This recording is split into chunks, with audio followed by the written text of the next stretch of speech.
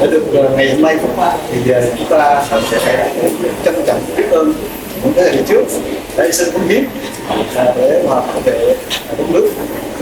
Thì với tinh thần đó chúng tôi là những nhân dân thì kế thừa một cái tinh thần là quyết liệt và phát huy phát triển kinh tế làm sao mà bền vững để vì cộng đồng và vì nước này. Chúng ta đã có những cái hướng lan tỏa phát huy giá trị văn hóa tốt đẹp này đến với thế hệ sau.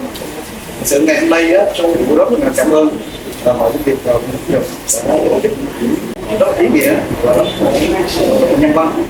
Cảm ơn ạ.